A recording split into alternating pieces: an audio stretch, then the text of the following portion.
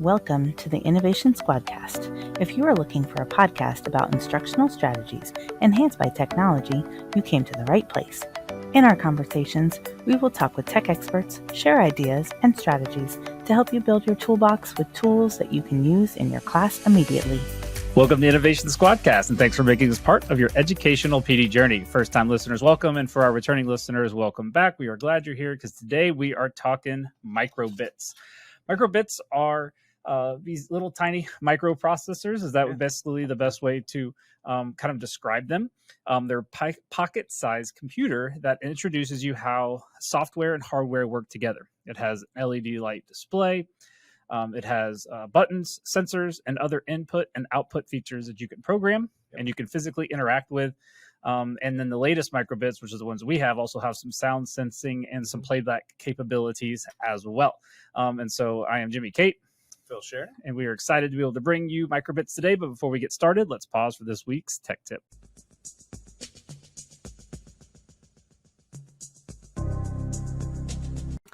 Today's quick tip is to show you how you can embed your recorded lessons that you make in Screencastify right in Schoology so your students can watch the video without leaving the platform.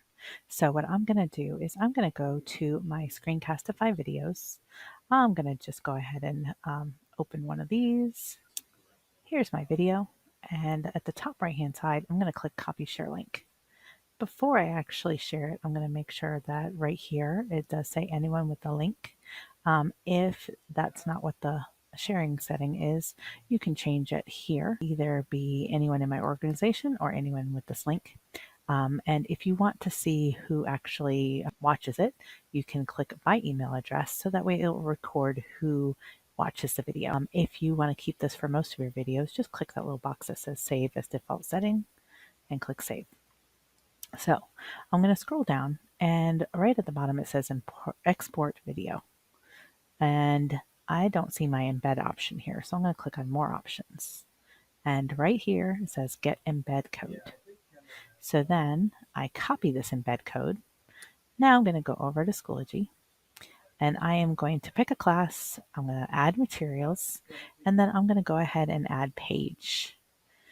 And the pages are nice for embedding all sorts of content. You could add your directions for what the video is or what they have to do after they watch the video.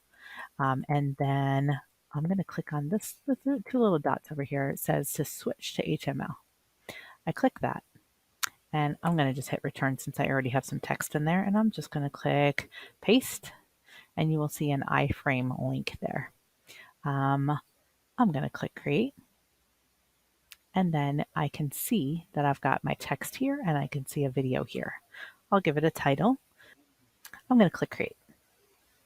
So now I have my Screencastify lesson here. So if I click on that, you can see my directions at the top and I can see the video. And then all I have to do as a student is click play and it will play my actual video.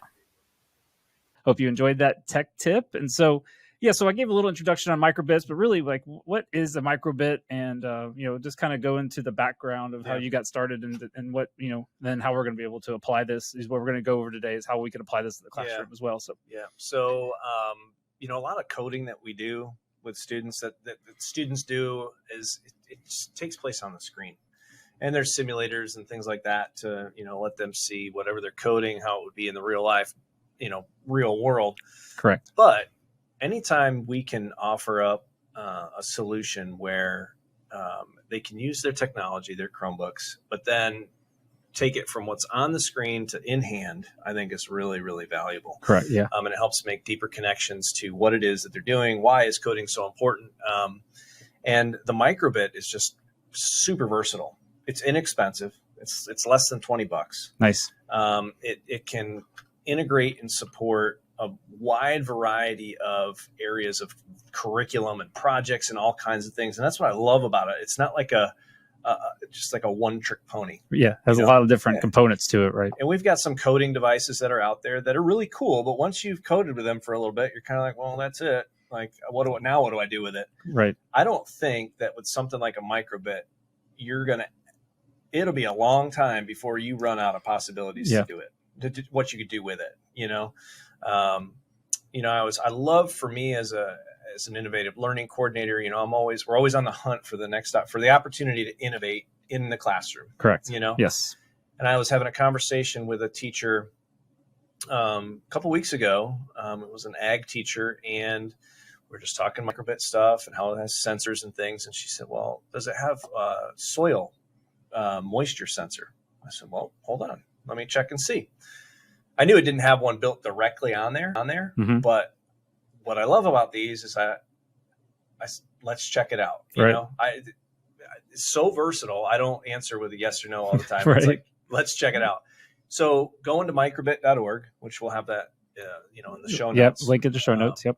You can just go in and you can go to their project section. And in the project section, it allows you to search for a whole variety of different activities or projects that you can do using this microbit.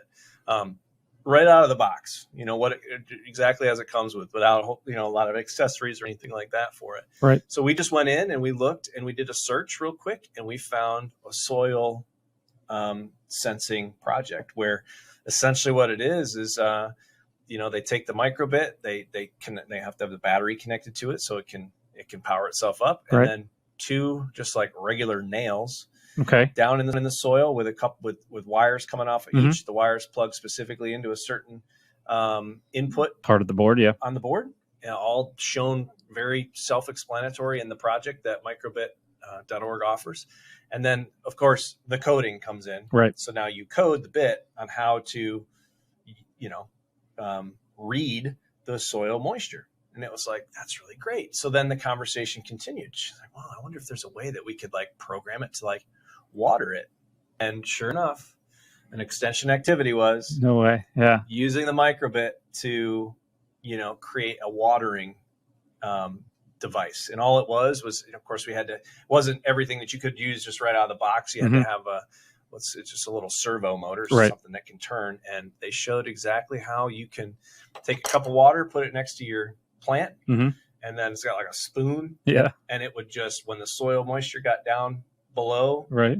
So in the coating, if moisture drops below a certain number, correct, then that's crazy. It just a little scoop of water, dropped it right in the potting plant, and it was like, holy smokes. Yeah. So we're going to do that. Is the coding found right in microbit.org, or is that somewhere else that they got to go to where the coding part comes in? Because these things are so versatile and so popular, there's a bunch of other places other than just microbit.org. Okay. So you can go to instructables.com. I've got put that link in the show notes as well. Yep. That's actually where we found that soil, that actual project where the kids invented, that they can invent and create their watering system for it using that. But so yeah, instructables.com. You can even go on Tinkercad. Okay. Tinkercad.com. Tinkercad is what we use typically to help students do 3D printing and design work. But it also has activities that are microbit specific on there. So it's just a really great resource to have in the classroom that you can just take out and use it in a simple fashion that doesn't take a lot of time to do, but just real authentic coding experiences for your kids to really help make them understand why coding is so important, and how it is used to solve problems in the real world. Yeah, so if you just go to kind of make microbit.org, and then you've got projects, so you've got different levels. You got beginner, intermediate, and advanced levels that can kind of let you pick a lot of different choices, or like you said, go to instructables.com, and then you can also search for different things. But it's got compass bearings, so if you're looking at compass bearings, it's got a thermometer. It's got a jukebox type play. You may not want to do that one in the classroom, but the other thing, so lots of different really cool animal tracking codes. And so when you click into it, what are the teachers going to expect to see when they kind of click into the project and kind of navigate through that? Yeah, so it's they really, not often do you see technology that was designed around the mindset of or the restrictions and what we're looking to do in schools. Right. A lot of the technologies that we integrate are something that was designed for a consumer and brought into the classroom in an innovative way. Yes. And sometimes it's not very efficient to do that because you're having to try to work it in. Microbits is really designed around the educator and thinking like them. So what you get are step by step, really lesson planified. Yeah, they are. This is instructions on how to use it. So the teacher can feel really comfortable and confident and prepared to lead this in their classroom. Yeah. So it's awesome, and there's just a plethora of resources out there to teach yourself how to use these things. So I clicked into this animal tracker one that's talking about, basically problem solving, prototyping. It's got a little YouTube video talking about animal tracker introduction. It's got a coding guide. Mm-hmm. It talks about, how radio communications and electronic devices works. It takes you basically, how to create your groups, how to code it, improve upon it. Yeah. So there's a lot of really, really, kind of good information here that a teacher can kind of run with right away, like you said, right out of the box. So. Yeah. And they have a teach feature, and they have their own tool called Classroom, Microbits Classroom. Don't hear that and think Google Classroom. It's not that Classroom. It's Microbits Classroom. And what's really great about that is, it's a management suite that they offer that lets you get kids joined into your Microbit class, see what they're working on the screen, help them to share with others what they're working on. Success, if we have a challenge like the soil challenge, or the soil watering challenge. If you're a student in the classroom and you're getting it, right, and other students are struggling, I can say, hey, let's take a look at what Jimmy's done here, and then I can just, through that classroom console that they offer, click on your name, your work shows up on my screen in real time, live. And of course, if I'm connected to a smart board, now the rest of the class can see it. Yeah. And if I said, hey, well, Jimmy, let's take a little bit of code that Jimmy's already figured out, and let me share that with you guys. You can do that. Oh, you can share that with everybody in the classroom? Yeah, that's nice. Yeah. Shoot it right out to them. Wow. So it really helps. It's a management system that they build in to help you manage the use of it in the classroom. Yeah. So but all kinds of stuff right off of the Microbit site. It's just a really, so it's got getting started, the teach stuff I was looking at. This also has these little has professional development opportunities. It's got some lessons in there that you can do as well. What I really liked one was this design challenging right here, where it's basically creating activities popular in both clubs and classrooms, challenging students to design solutions to real world problems. And then one of them, like you talked about, was helping plants grow.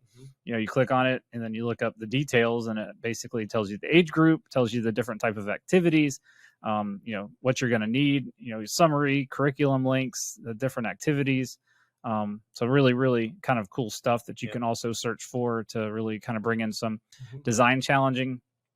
And then once you go to like the Let's Code option, and then you go to the Make Code editor, it basically takes you out to makecode.microbit.org. And again, we'll have all these in the show notes. But this is where you'd actually do your coding, and it's block coding. It's not script coding. I mean, you can, if you're doing a script coding class, it has that option as well, right? Python, is that correct? Yeah.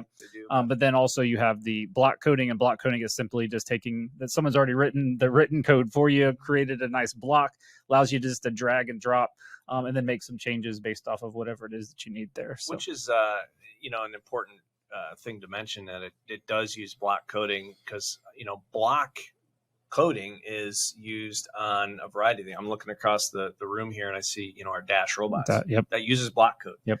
So, to build student, proficiency, fluency in coding, it's helpful that a lot of knowledge is transferable. Yes. Once they understand the fundamentals of block coding, they can, apply that to, now I have a microbit. So it's just a different piece of hardware with different features, but the block coding is the same kind of strategy. So that's really, really good. And, but like I said, they've really thought through. It's not often that you get a piece of technology to bring into your classroom where, they have figured out a lot of the challenges that teachers have with integrating tech. Yes. Whether it's their own knowledge they have. Yes. Well, here's some PD. Right. You know, Yeah. how do I plan that out? What reason? Here you go. Yeah. It's, you know, what questions you got? Definitely has a lot of stuff on it. So yeah. we definitely encourage you if it's something that you're interested in. So if they're interested in using microbits, like, I guess, how would they do that? Yeah. You know, as far as we have, you know, on the ILC team, we have classroom sets, so we can facilitate, you know, get with your ILC. Yep. I'm interested in doing some microbit stuff. I have some ideas. We help you to kind of dial that in. Yep. And then we can come out and we can help you out with bringing the class set and co-teach with you, or Yep. lead that, and you co-teach with us, whatever works, whatever you're comfortable with. And then, of course, you know, ultimately you may say, gosh, you know, I don't want to be limited to only when you guys can come out. Right. So then we can help provide you. Well, here's where you can get some of your own and you know, some opportunities to have your own class set. But just reach out to your ILC. Yep, we'll be definitely more than happy to bring those out and bring those resources. And, you know, we'll sit down, we'll plan, come up with a good, you know, working model, but definitely, you know, search through the different resource options, whether it's through Microbit or through Instructables. Were there any other good ones that you found, or those are the two? Probably the best ones that I've found. Yeah. Yeah. But I'm sure if you searched anything Microbit on, you know, Google, you're going to get all kinds of YouTube, good resources. They've got their own YouTube channel. Do they? Too. Okay. Yeah. It's really good. Really all right. We'll put that link in the show notes as well. So really appreciate you being here and checking it out. Like we said, lots of resources in the show notes for this one. So we'll have links to the different websites. We'll have a link to the actual podcast video. We'll have a link to the tech tip video as well. And you know, for those of you just listening and wanted to check out that tech tip video, we'll have a link to that in there as well. And we also have a link to the Innovation Squadcast PD and Unified Talent that allows you to get, again, extra an hour worth of renewal credit for every 2 episodes. There's a Google form, just, you know, a little reflection on what you learned about the episode. And then also make sure you don't forget to subscribe on YouTube or Spotify or wherever you're getting your podcasts, so that you can get notifications of all of our new episodes. And we want to hear from you. Reach out to your ILCs, give us some podcast topics. We want to be on the podcast. We would love to have you on the podcast. So reach out to us, and we'd love to get you onto the podcast. When reach out to us, we'd love to get microbits into the hands of your kiddos and let them start seeing some real world, you know, coding come to life. So thank you for being here. Thanks everyone for listening. Until next time. Bye.